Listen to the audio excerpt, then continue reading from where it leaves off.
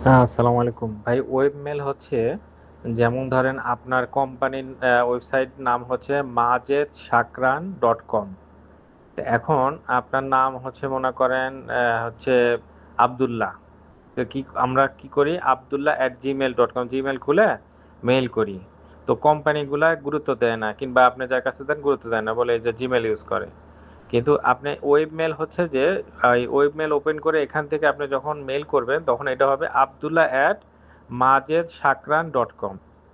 ঠিক আছে? আবার অনেক কোম্পানিতে আপনি যখন রেজিস্ট্রেশন করেন তখন কিন্তু ওখানে ওয়েবসাইট লাগে এবং ওয়েব মেল লাগে। ওয়েব মেল মানে হচ্ছে যে যেটা মানে শেষে majed.shakran.com থাকবে, যেটা শেষে মনে করেন gmail.com থাকবে না। ঠিক আছে? এইটাকে বলা হয় ওয়েব মেল অথবা বিজনেস ইমেল।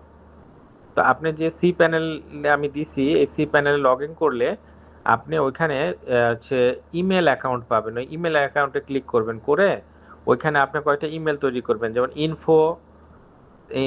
ইনফো তাহলে হবে info@majed.shakran.com। তারপরে আপনি লিখলেন সেলস, তাহলে sales@majed.shakran.com। তারপরে আপনার নাম ধরেন হচ্ছে ইসমাইল, তাহলে ismail@majed.shakran.com।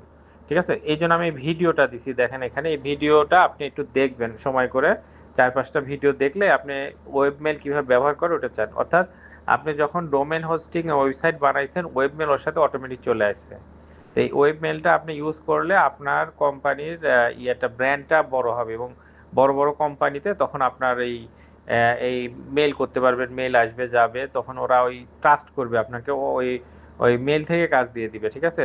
অনেক সময় যাইতে হবে না, মেল থেকে আপনাকে কাজ দিয়ে দিবে। এছাড়াও পারচেস করা, ইয়ে করা, সব ক্ষেত্রে ওরা এই ওয়েব মেলটার খুব গুরুত্ব বেশি। ওয়েব মেল থেকে মেল করার ট্রাই করবেন, কিংবা যে কোনো কোম্পানিতে আপনি যদি রেজিস্ট্রেশন করেন ওয়েব মেলটা দিবেন।